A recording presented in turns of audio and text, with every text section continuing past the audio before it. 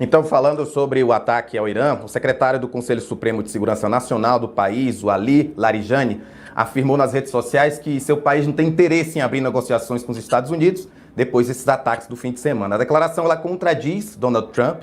Ele havia confirmado no domingo que a nova liderança estava disposta a conversas e a ofensiva americana, que contou com o apoio de Israel, resultou na morte do líder supremo do Irã, o Ayatollah Ali Khamenei, e de outras lideranças do país. Segundo a mídia estatal iraniana, são mais de 200 pessoas mortas e outras 700 que ficaram feridas nesses ataques. O Irã reagiu com ataques às bases militares dos Estados Unidos em países da região do Golfo. Também foram realizados ataques a Tel Aviv, em Israel, no sábado, e pelo menos 9 pessoas morreram. 3 soldados norte-americanos morreram e outros 5 ficaram gravemente feridos nas ações.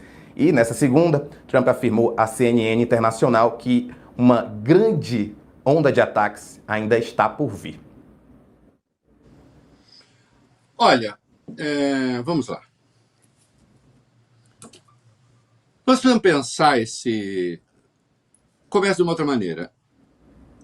Qual a simpatia que eu tenho pelo regime iraniano? Nenhuma. Né?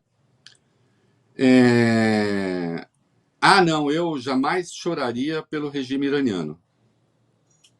Mas eu posso chorar pelos mortos de qualquer guerra. Pelos inocentes que morrem. Mas isso, digamos, é um fundamento moral.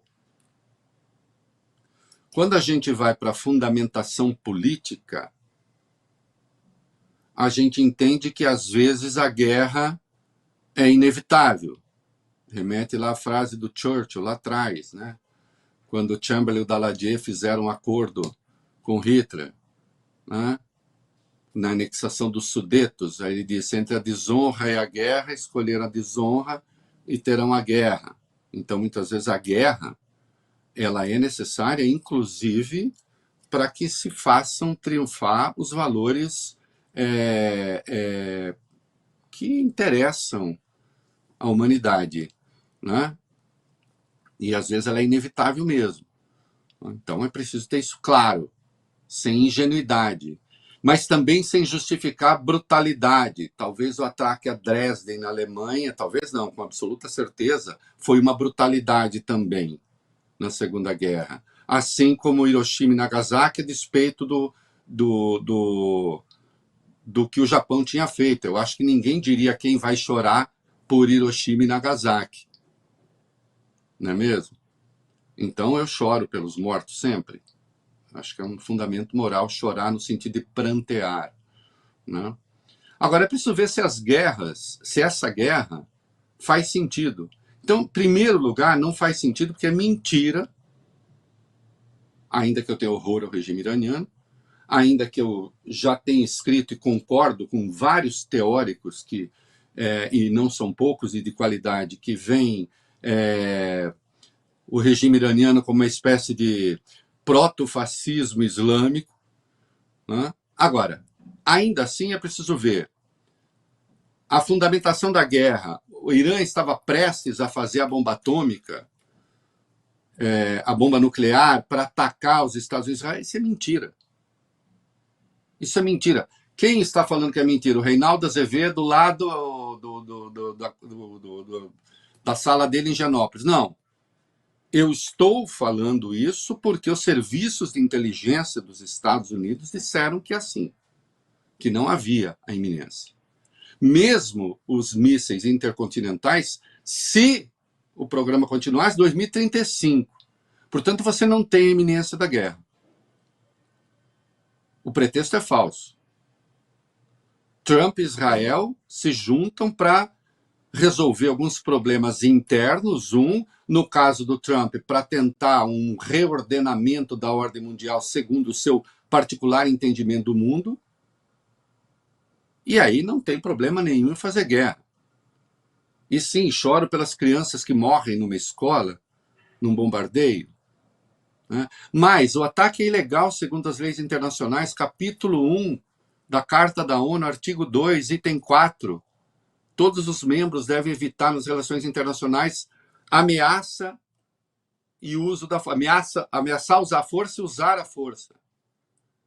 No item 7, Nem mesmo a ONU tem legitimidade para impor soluções de caráter militar, a não ser aquilo que está excepcionado no capítulo 7. Capítulo 7, artigo 41. Primeiro, as ações que não são as ações bélicas, as ações militares. No capítulo 42, aí sim, você pode para impor a paz, desde que haja 2 estados em situação de beligerância. E há a exceção do artigo 51, que a carta tem lá. O país está na iminência de sofrer um ataque. Legítima defesa. Ou então, foi atacado, se defende. Não é? Resolução 2625 da ONU de 1970. Solução pacífica de controvérsias, não intervenção, dever de cooperação, igualdade de direitos e autodeterminação, igualdade soberana. Não cabe na lei internacional isso que o Trump e o Netanyahu fizeram. Mas atenção, Rafael, não cabe nas leis americanas também. Artigo 1º da Constituição, seção 8, cláusula 11. O Congresso necessariamente tem de autorizar um ato de guerra. E naquela Constituição que eles se orgulham tanto de não mudar, mesmo para financiar corsários, né, aqueles que vão atuar a soldo, né, tem a lei de 1973, do governo Nixon, o War Powers Act. O presidente deve notificar o Congresso em 48 horas após o envio de tropas, e aí então, que pode atuar por 60 dias, e alguém poderia dizer, bom, mas então tem uma lei que autoriza. Sim, o Trump se escuda nesse troço aqui. Mas aí o país precisa estar na iminência de ser atacado. Vem cá, Rafael.